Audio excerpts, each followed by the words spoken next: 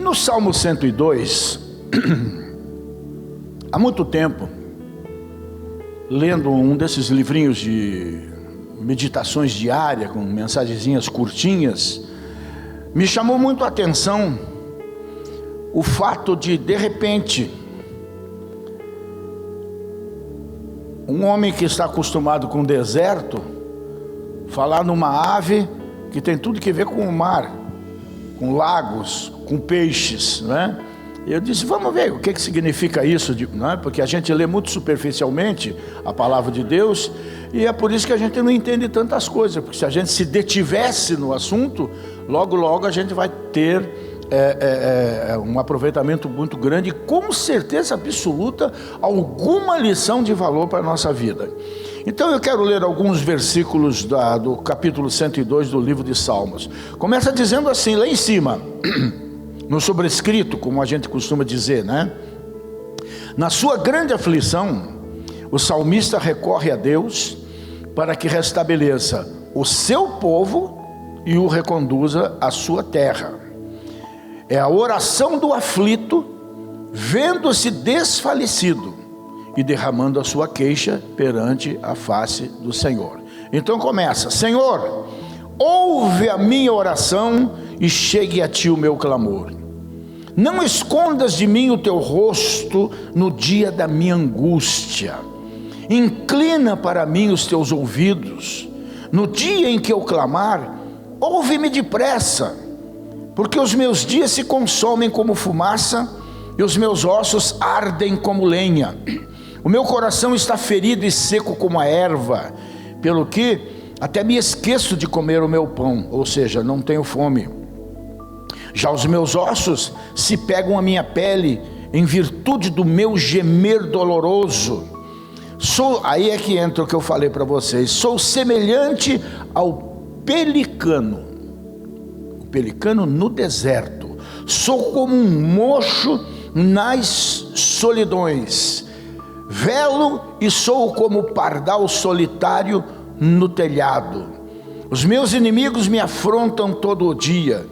Os que contra mim se enfurecem me amaldiçoam, pois tenho comido cinza como pão e misturado com lágrimas a minha bebida, por causa da tua ira e tua indignação, pois tu me levantaste e me arremessaste. Os meus dias são como a sombra que declina e como a erva eu vou me secando. Amém? Amém, gente? Então vamos nos assentar nesse mesmo espírito. Como nós lemos aqui, é uma oração de quem realmente está desesperado, desfalecido, aflito, vivendo momentos difíceis. Tem coisas que a gente tem que entender quando ele fala aqui, não é? Velo e sou como o pardal solitário, ou seja, eu não durmo, eu estou com os olhos estalados, não é? E o sobrescrito, como eu disse, desse Salmo 102, identifica o Salmo como a oração do aflito, que se vê inclusive, como lemos ali, desfalecido, desanimado, abatido e derramando toda a sua queixa, né, perante a face do Senhor, e inclusive se sentindo de uma certa maneira injustiçado, porque ele acha que isso tudo vem de Deus, né? E a bem da verdade, se você procurar nos 150 salmos os sobrescritos, né, que explica mais ou menos o estado de espírito do salmista, ou a situação em que foi escrito o salmo, nenhum outro salmo tem um título assim tão pesado, tão amargurado, tão sofrido, vamos assim dizer, né? E você sabe que o choro é autêntico quando vê a palavra desanimado, desalentado, né? No caso aqui, desfalecido, e ainda seguindo a outra que apoia a aflição, né? Apoia esse desfalecimento falando aflição. A fraqueza e não a força é que descreve a pessoa que está enfrentando lutas, que está sendo, vamos assim dizer, açoitada pela adversidade, pelas lutas, pelas tribulações, né? E em tal momento, a gente não pode também ser, eu não vou dizer hipócrita como eu ia dizer, mas eu já disse, né? A gente não pode ser assim também, dar uma de super-herói. Está doendo e você fica dizendo outras coisas porque não quer desagradar a Deus, porque não quer ofender a Deus. Está doendo. Então é o que o salmista ensina. Começa a oração já dizendo que está doendo. Onde dói? Por que dói?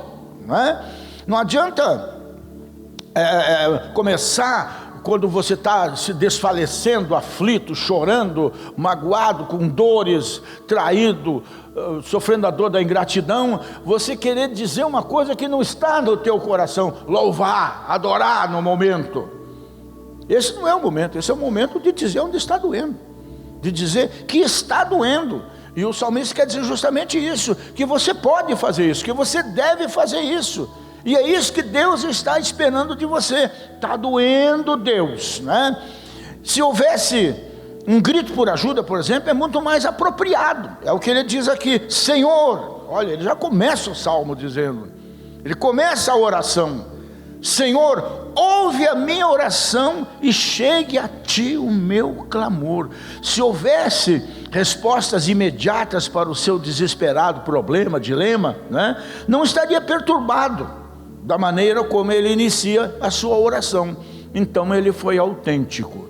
E se tem uma coisa que Deus espera de mim, de que Deus espere de você em oração, é autenticidade, clareza, oração objetiva.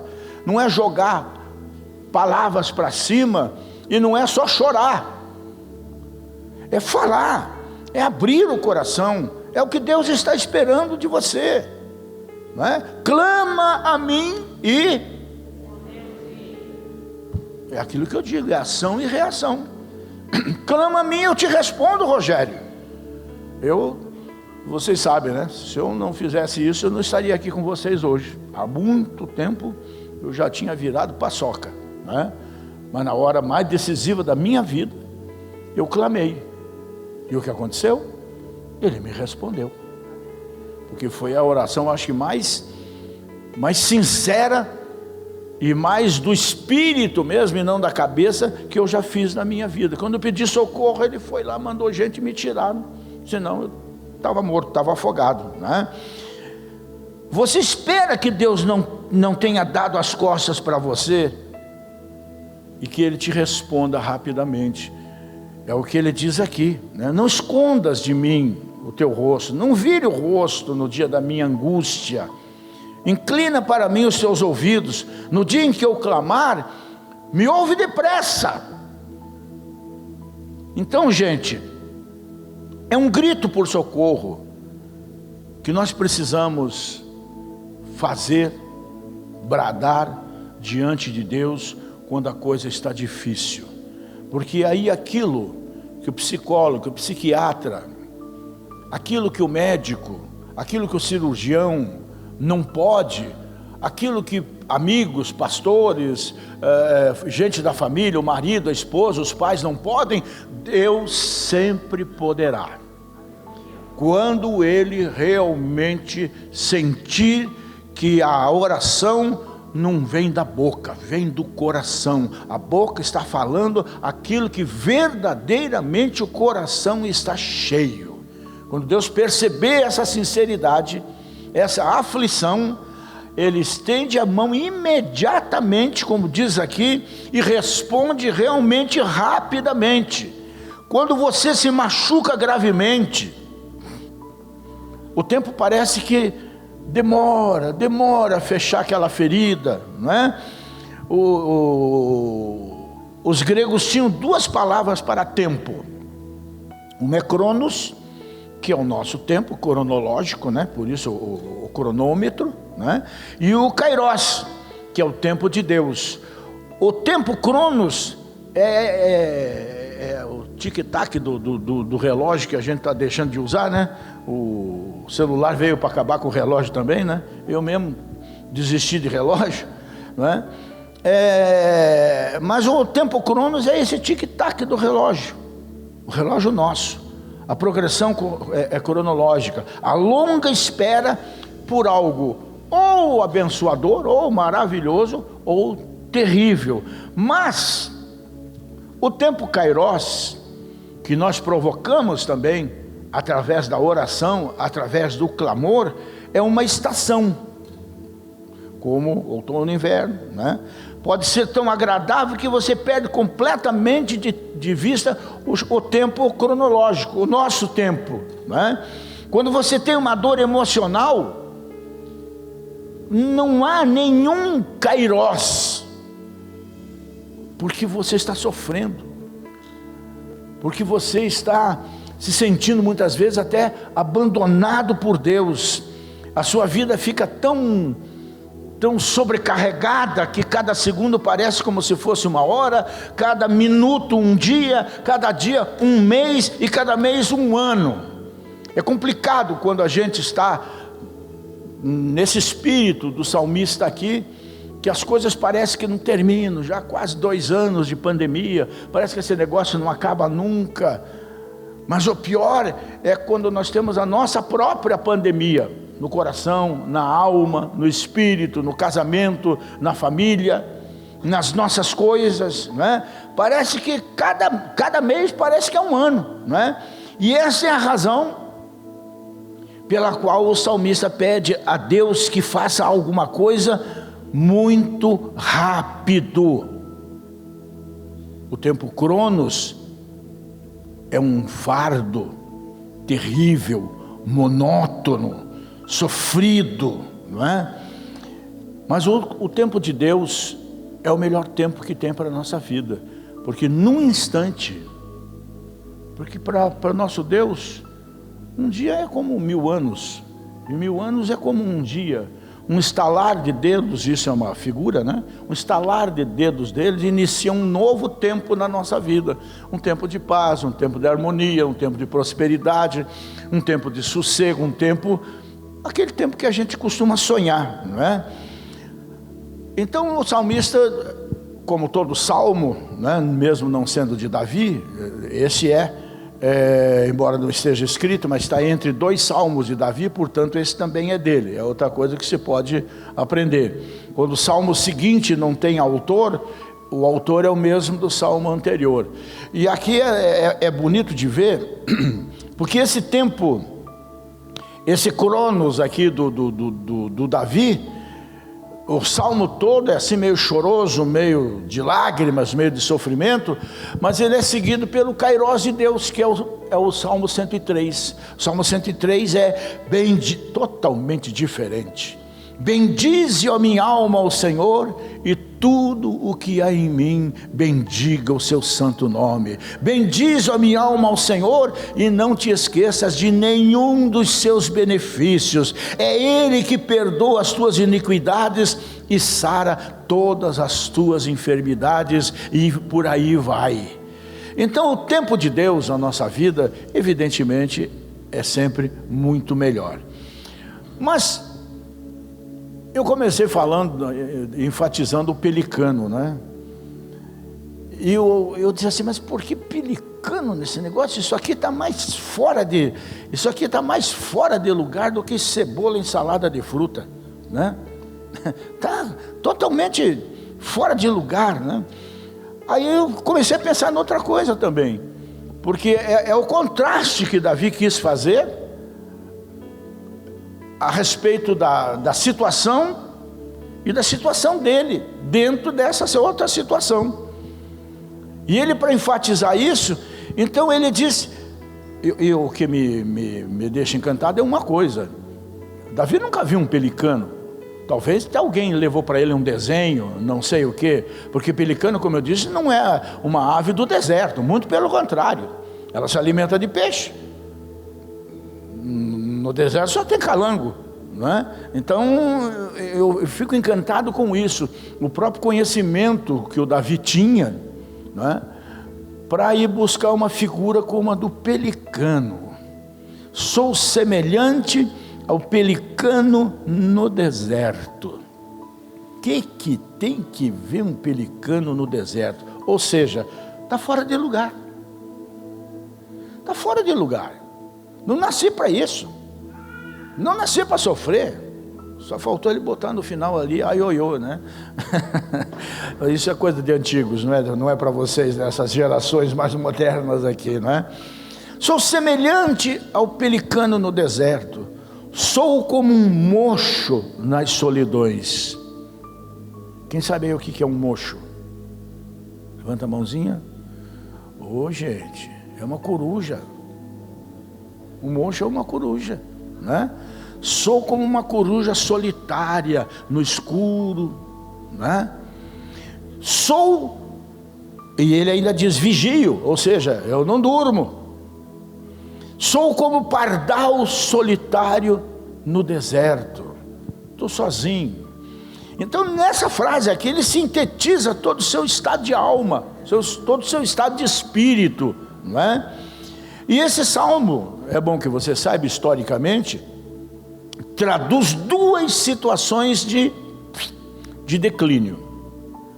A de Davi, que se sentia doente, e a de Jerusalém, abatida depois por estrangeiros, com muros derrubados, israelitas levados cativos, né? E dentro desse cenário, o salmista traça, vamos assim dizer, no decorrer da sua música, dos seus versos, da sua poesia, um paralelo entre ele e Jerusalém. Apesar de triste, ele sente esperança, porque ele sabia, através de profecias, através do conhecimento bíblico que ele tinha também, né, que Jerusalém seria reedificada e exaltada, apesar de ser colocada no chão, e ele teria sua descendência firme diante do Senhor, porque foram promessas que Deus fez a ele. E aí nesse salmo Davi se compara a esses três pássaros, né? Um pelicano, uma coruja e um pardal. Então vamos lá. Quais seriam as comparações pertinentes a essas três aves que, de uma forma que eu acho tão surpreendente quanto inteligente, essas colocações de Davi aqui? O pelicano vive em grupo, não vive solitário. Começa por aí. Muitas vezes eles são muito numerosos. Eu vejo nessas coisas que eu gosto de ver, esses documentários de animais, de um modo geral, não é? Eles vivem em número grande, às margens dos rios, lagos, águas paradas, e até mesmo ao longo das praias. Praias, eu digo, do mar. Porque eles se alimentam principalmente de peixe, é o seu alimento natural. Eles enchem aquele papo enorme dele, quando eles vão, aquilo é como uma pá, né? Que vem ali uma quantidade bastante grande de peixes, né? E não tem nada a ver não tem nada que ver com os desertos, né, do Saara, os desertos de Israel, nada.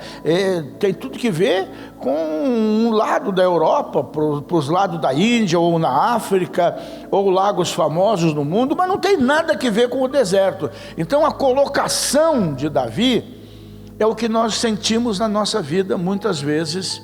Tem filhos de Deus aqui? É quando nós passamos por certas tribulações que nós sabemos, não é para nós, isso está fora de lugar. Sou servo de Deus, sou dizimista, por que estou desempregado? Vem a pergunta, né? Sou dizimista, por que eu estou passando por esse momento tão difícil na minha dispensa? Você sabe que tem alguma coisa fora de lugar ali, não é? Então essa ave jamais por livre vontade escolheria o deserto, a não ser que um fenômeno da natureza o levasse para lá, né? A não ser, mas isso é muito difícil de acontecer, né? Então essas coisas acontecem conosco também. Mas o que é isso? Não tem fenômeno da natureza nenhum. Por que eu estou passando por isso? É Deus que está causando isso? É o inimigo que está tocando na minha vida, como um dia tocou em Jó? Ou essas coisas estão acontecendo porque eu abri porta, janela, tudo, escancarei para o maligno entrar na minha vida, na minha casa, no meu casamento, nos meus negócios, deixando de ser fiel? Então vem aí, né, as muitas perguntas, né? E toda essa situação descreve o momento pelo qual Davi estava passando. Deixaram-no os amigos, deixaram-no os inimigos. Os inimigos ainda, além de o desprezarem, o afrontavam. Pelo que a gente lê do verso 3 ao verso 11 inteiro, ele sofria febre, dores, fome, aqui, solidão e, evidentemente, as tristezas. Comparando com o Pelicano, aos poucos, as zonas marítimas, onde ele podia comer seu peixe, foram secando, né? E então, o alegre, ele é barulhento, o alegre Pelicano se viu no deserto, de repente, da noite para o dia, um lugar que não era o seu habitat natural. E isso estava acontecendo com Davi, que era um homem segundo o coração de Deus. Mas mesmo sendo um homem segundo o coração de Deus, e você é uma mulher, você é um homem segundo o coração de Deus. Deus não chamou você à toa. Você até pode estar meio à toa, mas Deus não chamou você à toa. Deus tem um propósito com a sua vida e para com a sua vida, né?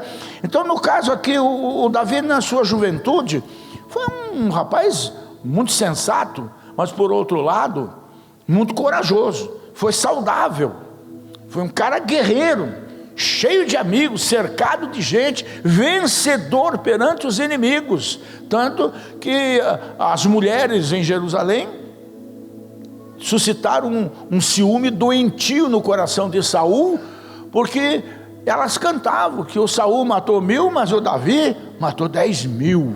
Era muito mais guerreiro, né? E ele sempre foi cheio de gente em volta, fosse na sua mocidade, na velhice, e agora ele se sente exatamente o contrário. Não se sente mais o mesmo homem tão, né, cheio de vida, de saúde, de vontade, e agora ele está se sentindo solitário. Ele está caminhando para o fim. Então, além de se comparar a um pelicano nessa situação, ele ainda diz assim: eu sou como uma coruja nas solidões. Ou seja, um mocho ou uma coruja é uma ave noturna, e é uma ave solitária, como ele estava se sentindo, né? O Davi coruja aqui se conforma com as situações advindas da velhice, reconhecendo-as, como eu estou reconhecendo no meu corpo, né? Minha cabeça é de 23, mas o corpo é de 73, não tem jeito. Não tem jeito de impedir certas coisas, de dores e assim por diante, de acontecer na minha vida. São inevitáveis, né? E ele não se queixa com Deus. Ele admite a sua fragilidade, ser mocho das solidões. Isso não era para ele espantoso, mas era uma coisa que ele aceitava como natural, e que nós vamos ter que aceitar como natural, né? Com o tempo, as coisas vão mudando muito no nosso organismo, na nossa mente, na nossa disposição, na nossa atenção, né? A gente tem que tomar muito cuidado quando dirige, porque você fica meio desatencioso, meio relaxadão e tudo mais. Se der bobeira, vai acabar acontecendo coisas ruins, né? E ele também dizia então: vigio, não durmo, sou como um pardal solitário no telhado. E pardais são uma avezinha muito, muito comum por toda a América, né? Fazem seus ninhos em árvores, em telhados, embora eu não sei se você é observador, né? Mas a gente está vendo muito pouco pardal, muito pouco, né? Tico-tico, então, quase acabou. Daí a minha bronca com o chupim, né? Porque os tico-tico estão sendo destroçados pelos chupins, que vão lá, faz seu ninho. a tijitica, que a gente costuma chamar, passarinheiro, né? Faz o seu ninho, bota seus ovos, aí vem a fêmea do chupim, come os ovos, bota os seus, e a bobinha cria uns caras, uns azulão desse tamanho assim, que depois fica correndo atrás dela, pedindo comida. E com isso os tico-tico tem um cantozinho, eu sempre gostei de passarinho, né? Tem um canto melancólico assim, o cantozinho do tico-tico, que hoje as pessoas já nem conhecem mais, porque assim como os pardais estão infelizmente sumindo, né? E os pardais, por natureza, né, ficam pulando de um canto para o outro, procurando comida, procurando bichinho para comer, já que eles não comem verde, né? Eles só comem bichinhos, coisas assim, e ficam olhando para tudo quanto é lado, observando onde vai pular um bichinho e tal, assim. É muito gracioso, é como se Davi quisesse expressar liberdade, como se o leito não o impedisse de estar informado sobre tudo que estava acontecendo em Jerusalém, e não eram coisas boas. O telhado seria, como a Bíblia fala, de uma espécie de torre de vigia, e é de lá que ele descreve o declínio e a glória de Sião. Aí já são coisas que Davi previa, enxergando com os olhos do Espírito, porque ainda seu filho haveria de construir o chamado e sonhado palácio para o meu Deus, que mais tarde, porque o povo de Israel esqueceu-se do seu Deus, os inimigos entraram pela brecha e botaram aquilo lá 2 vezes, tudo no chão, infelizmente, né?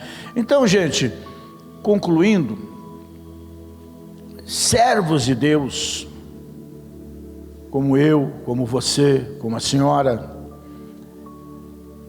se assemelham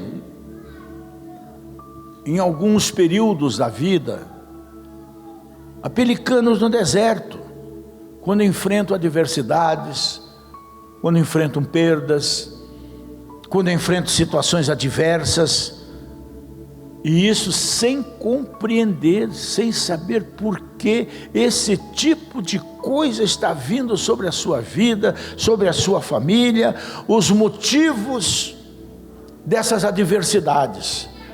Então, como disse, tal qual o Jó, que eu já citei, né? Pássaro robusto, surpreendido por um vento contrário, jogando para o deserto a força das tribulações, parece que muitas vezes são maiores do que nós, e vão nos tirando da nossa zona de conforto e nos empurrando para o deserto, onde muitas vezes muita gente sucumbe, porque não faz o que Davi fez primordialmente: gritar, pedir socorro, botar a sua vida diante de Deus, colocar lógica, mesmo que seja a sua lógica na oração, porque Deus vai te entender, e Deus, não tenha dúvida disso, vai te responder. A sua vida, você que recebeu Jesus na sua vida, você que é filho e filha de Deus, a sua vida não pode ser, não tem chance de ser de um pelicano do deserto. Isso é passageiro, isso é passageiro. A partir do momento que você clamar, o Senhor vai te responder rapidamente e vai te tirar dessa situação. Agora, o que não adianta é reclamar, resmungar, e também jogar nas costas de Deus ou até do diabo as nossas próprias culpas. Se confessarmos os nossos pecados, Ele é fiel e justo para nos perdoar os pecados e nos purificar de toda injustiça. Mas tem uma condicional no comecinho da frase: se eu fizer isso. Então, para de questionar, para de reclamar, para de resmungar, e faça o que é preciso fazer. Pede socorro, pede ajuda, põe a cara no chão, reconhece suas fraquezas, e o Senhor prontamente vai te recompensar. Amém? Servos de Deus se assemelham muitas vezes. Quem já não passou por desertos? Quem não vai passar por deserto? Mas esse sentimento de saber que não está certo isso, e você muitas vezes não compreende o que eu fiz para estar no deserto, né? É pior ainda do que estar no deserto, né?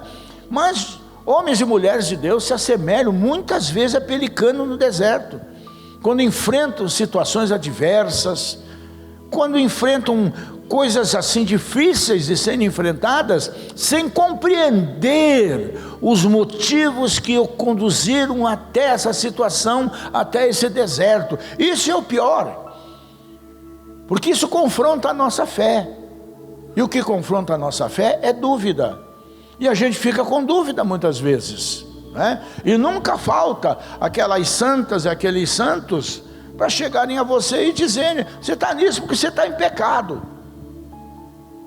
Nunca falta, né? Realmente nunca falta. Então, gente, a Bíblia nos assegura: fiel é Deus, que não vos deixará serem tentados acima do que vocês podem suportar. Se até aqui foi assim, é porque Deus sabe que desse limão aí, vamos assim dizer, Ele vai te dar sabedoria para fazer uma limonada, não é para a tua destruição. Muitas vezes deserto é pedagogia de Deus na nossa vida também, não é? Então, poderemos encontrar silêncio nesse deserto, poderemos nos sentir como mocho lá em cima, solitário, né? Porém, nós temos que saber que apesar de ser deserto, que apesar de ser solidão, que apesar de a gente estar andando para lá e para cá no telhado como o pardal, Deus está ali nos falando alguma coisa que a gente tem que ter a sabedoria e a humildade para poder ouvir, e não se encher de razões. A nós cabe a missão, como homens e mulheres de Deus, e você que está atravessando esse momento difícil, a mim e a você cabe, como filhos e filhas de Deus, em todo o tempo, continuar confiando naquele que nos chamou.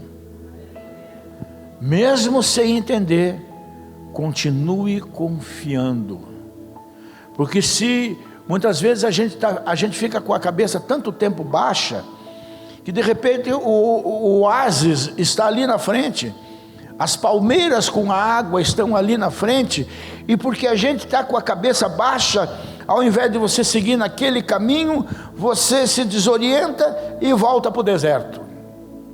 Mas uma coisa é certa: para quem confia em Deus, as palmeiras, a água, o oásis está ali um passo na frente, porque o deserto está acabando.